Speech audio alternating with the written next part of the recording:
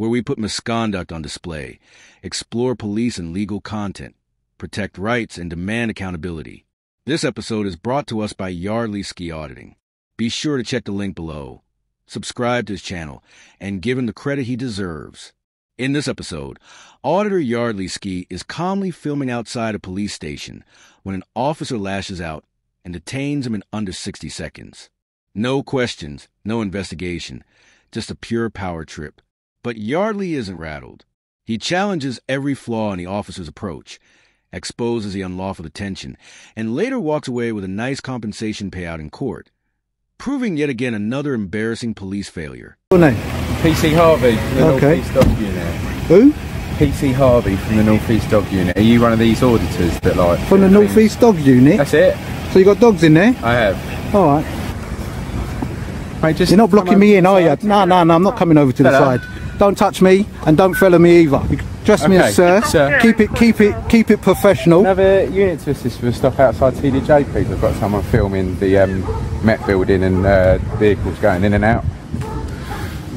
I'm glad you've come onto the pavement. No, I don't need to be on the pavement. Don't glad I've done anything. You touch me. Listen. For a search under Section 43 of the Terrorism Act. I'm PC Harvey from North East. All right. What information have you got? You got to use some common sense. Detain me under that. Use some common sense. What information have you got to detain me under that? If you holding me, look, you're holding my arm. You're holding my arm. You're holding my arm. Vehicles could come out. You're holding my arm. Yeah, but they're not, are they? But they might. But they're not. And you're blocking that. They're not. So come onto the pavement. It's a.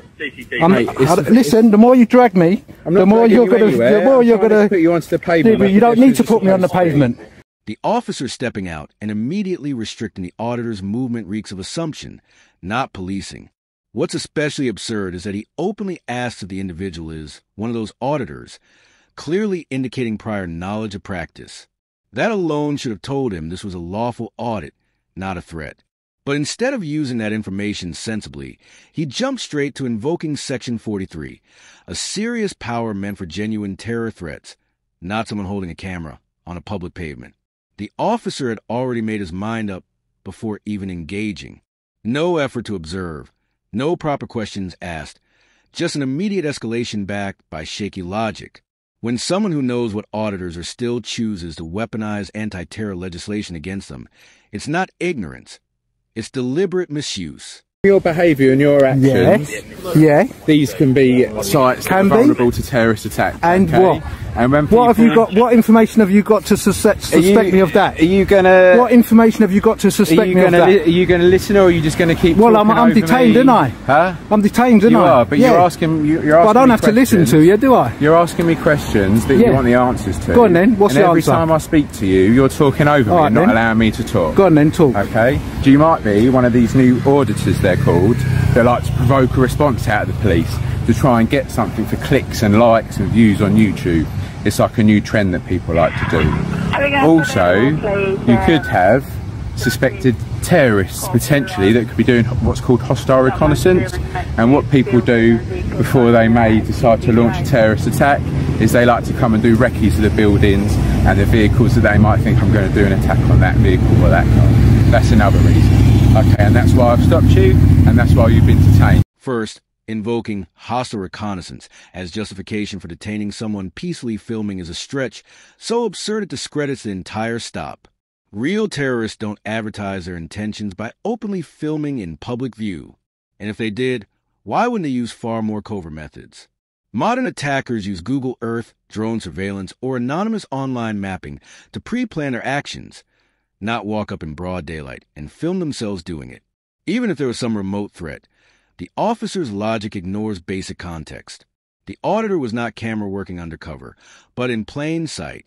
The notion that this constitutes a serious enough risk to invoke Section 43, a power designed for real terror threats, is reckless at best and dangerous at worst.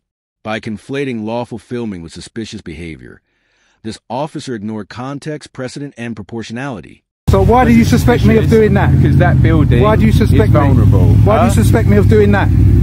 Because of where you are. Am I doing a lawful activity? No, but it's suspicious. But am I doing a lawful activity? No, answer that question. Answer that question. Am I doing a lawful activity? What, by filming a police building and vehicles coming in and out of it? Yeah. No, mate, it's suspicious. Oh, it's not. No, but it's lawful though. It doesn't have to be. So what if it's suspicious? It's lawful, yeah? It's legal. Yeah, it's legal. It's legal. Stop there. Okay, so you're still talking. Yeah, because it's legal. I'm not doing nothing wrong. What information have you got to suspect me of being a terrorist? What's my behaviour? Because I'm filming. Because I'm doing something lawfully. Because you're filming. Am I being unlawful? Am I breaking the law? Am I breaking the law? You've been detained under section 43. Yeah, but am I breaking the law? Mate, don't do that. No, I can't do that. I don't care if it's an unmarked vehicle. I can stand there and do whatever I want. That power that under section 43 of the Terrorism Act gives us the power to look at phones that are being used, photos that have been taken on those phones and videos. So that's what I'm going to do on that Samsung at the moment. The officer's attempt to justify looking to the auditor's phone by citing section 43 of the Terrorism Act is not only misleading, it's legally flawed. Section 43 allows for a stop and search based on reasonable suspicion of terrorist activity, but it doesn't give officers blanket authority to access personal digital content like photos and videos on a phone. That kind of intrusion requires a higher threshold, such as a warrant consent or authority under Schedule 7, which doesn't apply here. What's even more alarming is how casually the officer tries to assert this invasive power without any evidence of actual terrorist intent. And based purely on the act of filming a public building, he treats the situation as if it grants him access to private digital property.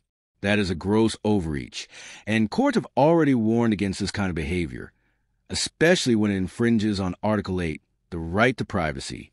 I don't think that you're doing something legally by stopping me under section 43. That's crazy. Few and far between. No, it's not few and far between. No, get your facts right. You can carry on get your facts right. If you want, and I'm telling you what's going on at the moment. Okay, I will carry on recording. I'm not going to tell you my name. Okay, can you take your bag off? No. No, okay, so I'm going to search you with it on your back. So turn around and look at the wall. I'm not doing anything wrong. I'm not going to follow your instructions. Alright, you can just sit tight there. Yeah. Do you know what? Your colleague, right, stopped me under section 43. Okay. Yeah? But I've done nothing wrong. I've been filming here. Yeah? I can't film on behalf of my colleague. No, but I've been filming, but I've done nothing wrong. I can't speak on behalf of my colleague, can I? Yeah, but I'm filming. It's filming. It's filming. Yeah, but is filming wrong? Okay. Can I film? I'm just asking you. No, I'm asking you. Listen. I'm asking you though. Let me finish then. Okay, go on then. Every time I speak, you speak both. Yeah, that's what he said earlier on. Yeah, same script. Yeah, no, same because script. But I'm asking you a straight question. Well, answer the question. Yes or no? Let me speak before. Okay. Is that a yes or no answer? Yes. You can oh, so I can film, yeah? And he's told that to you. I can film. So, if I can film, why is he stopping me under section 43? I'm not him. I don't know. Okay. All right. You see? So there you go then. He's not you. He doesn't know. If it was him, he wouldn't have stopped me. You know why? Because I can film on the street, legally, lawfully. This moment absolutely lays bare how fragile and unjustified the original detention really was. When the auditor calmly asked the arriving officer a basic question, "Can I film in public?" the officer eventually admits, "Yes." That simple admission dismantles the entire premise of the Section 43 stop. Because if filming in public is lawful, and this officer can clearly acknowledge that, then why was the first officer so quick to jump to extreme powers under anti-terror legislation? Even more damning is the second officer's response. "I'm not him. I don't know." That's not just a deflection. It's an unintentional confirmation that there was no clear, shared, or justified reasoning for the detention. In situations as serious as invoking terrorism powers, there should be solid, articulable grounds. But here, it's painfully obvious the original officer acted on assumption, not legitimate suspicion. Don't put your hand on me. Don't put your hands on me. Do not put your hand on me. I can put this anywhere I like. No, listen, you are standing close to me. No, you go away. Go away. You step away. Right? Because now you're antagonising me. I'm not antagonising. Yes, you are. You're trying to escalate the situation. Step away. Step away and do not touch me. Well then, I'm not going to let you speak. I don't want to touch. Look, you're doing it again. You're doing it again. You're threatening me. You are threatening me. You are causing me alarm and distress. You're such a way away from me. You do not need to outstretch your hand. I can stand where I like. Don't put it in someone's face. I can stand where I like. Stop being in my face. I can put this in my face. Oh, do you know? I'm not going near you. I'm not going near you, but I can put it in your face if I like. Okay. That's fine. Yeah, cool. You got an arm distance, I've got an arm distance. That's fine then. But not put his face like you were doing. I can do what I want. Like, no, you can't. Yes, I can actually. You can't, my friend. I can. Stop coming near us then. Yeah, look, I'm not coming near you. You're the one that's stepping near me. Move your hand. No. Move your hand for me. My self-distance. All right then, big man. Yeah, whatever. It's safety, my friend. Yeah. Self-defined ethnicity. See, you're right in my face now. You're right in my face, so you think you can do it, but I can't. No, it's my safety. Yeah, look, see? My safety. Well, my safety. You and I Look, see? a minute ago, weren't you, my friend? Look, see? There you go, just down there. That's No, fine. I'm not standing here, I'm moving. I can walk. Well, stay a distance away from us then. Shut up. This officer's behavior was a common example of intimidation disguised as protocol. The auditor posed zero threat. He was simply recording, standing at a reasonable distance, and asserting his rights passionately. Yet this officer, with no real justification, suddenly stretches his arm out and commands, "Stay back," as if the auditor had crossed a line that didn't exist. It's clear he wasn't trying to ensure safety. He was trying to provoke by pretending the auditor was encroaching. The officer manufactured a sense of confrontation that never existed, hoping to bait a reaction. If the auditor had flinched or responded defensively, they have likely used it as an excuse to escalate the situation even further, maybe even make an arrest on bogus grounds. What's your surname? Or are you refusing to give that? Who's refusing? I don't know, what's your surname? Don't use the word refuse. Okay, what's Do your I have to surname? give it to you? No, you don't. Well then. So you are refusing? I'm not refusing. Well, you are. I'm not refusing, I don't have to give it to you.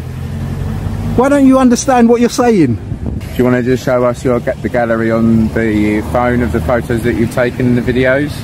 And you have to do that under the law. I have to do that under the law? Yeah, under actually, section 43. let me just say something to you. Go on. Right, hold on. Where's my thing? Give me my stop slip. I'm going to give it to you in a minute once we're finished. Okay, let me just say something before I turn this off and show you. You don't have to turn it off, but you can No, keep it I will have to turn it off. How can I record if I've got to show you stuff? Because you can keep the app going, can't you? What app? My filming app? I don't know, whatever you're Well, that's what I'm filming, yeah. But let me just tell you something, yeah? I don't want you to look at my personal property. Right. Yeah? Under section 43, yeah? It doesn't say that you can look under my property in the sense that you're saying it. Right. Obviously, you're coercing me that I have to show you because as far as you're concerned, this is part of your bully boy tactics. What are you looking for? Similar sort of things at other protected sites. No, what are you looking for? Be specific. Photographs and films of other police buildings, and if there's a pattern of behaviour. But obviously, I've already explained. But obviously, I filmed police buildings. But what did you say I was? Huh? What did you say I could be? The terrorist. No, you didn't say that as Yes, well. I did. Two things you said. Mate, what was the other thing? here, What was the other thing? Don't brother me. What was the other thing you said? I don't know. Go on. Oh, you can't remember? No. You said two things. You said you could be one of these new. Oh, an auditor. Okay. Yeah. So if I'm an auditor, what will I have on my phone? I don't know. I haven't looked at it yet. No, but what would I have on it if I'm an auditor? If you know about auditing, what will I have on my phone? Other videos of and photos of officers, of ambulance staff, of firefighters. No, we don't do ambulance or firefighters. We just do police. I just do police personnel. Okay, lovely. Yeah. Do you want to stop? So that's what you're going to see on my phone. Okay. Yeah. Right. And is that going to be an issue? I don't know yet because I haven't had a look. Yeah, but they're going to be the same as filming. This is what I'm saying. You're not going to see any different. If you suspect someone is part of a legal, well-documented movement known for filming public buildings to hold police accountable, then finding those very same videos on their phone can't suddenly become suspicious. That's not evidence. That's confirmation of exactly what the person told you they were doing. What's worse is the officer's vague response. "I don't know yet." That says it all.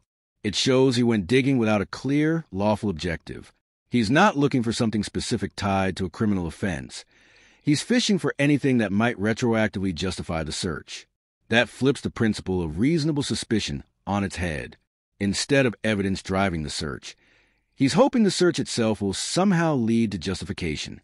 The officer is essentially saying, "I think you might be doing something legal, but let me search you just in case it somehow isn't." That's not policing. Under section 43, you have to be specific. I've just told you, photographs. Yeah, but when you see these photographs, what you know what you're going to see. I don't know until I look at them, do I? What was all those questions you was asking me? If I what? If I work? If I do this all the time? If I travel up and down? Yeah. Yeah? I'm interested. You are? Yeah. Well, when this comes out, be interested because you'll see yourself. Where am I going to be? YouTube? You'll see yourself. Excellent. You've lost. Mate, you've lost because you've illegally detained me under section 43. Do you know what? You really don't know what you're doing. You've never done it before, obviously. You've never seen a terrorist in your life. How do you know that? Oh, I bet you haven't. How do Have you you? know? Have you seen the terrorists? I can't tell you, man. Oh, you can't? Why not? No. Why? Because you're That's that big that operation. you're so massive that you can't say I'm whether or not not you've seen something. It's like me asking you if you've seen a burglar and you're going to say, oh, I can't tell you that. Huh? What's the difference? Sorry. Huh? Mate, I'm getting bored. Don't call me mate. You keep on calling me mate. I'm not your mate. I never would want to be your mate. Okay, whatever. Oh yeah, whatever. Off you go. Off you go. Don't talk to me. I don't want to hear you. I don't want to hear what you got to say. See? Chadwell Heath. Bully boys. Oh wow, what rubbish tactics. Yardley took this unlawful detention to court and walked away with a £750 compensation payout. That figure represents more than just money. It's legal confirmation that the officer violated his rights under flimsy pretenses. When the courts agree your stop was unlawful, that's not a small blunder. It's a failure in your duty to uphold the law. Let's not forget how fast this unfolded. The officer approached Yardley, demanded answers, and slapped a Section 43 detention on him in under a minute. No real investigation, no dialogue, just assumptions and controlled tactics. Even worse, the officer knew he might be dealing with an auditor.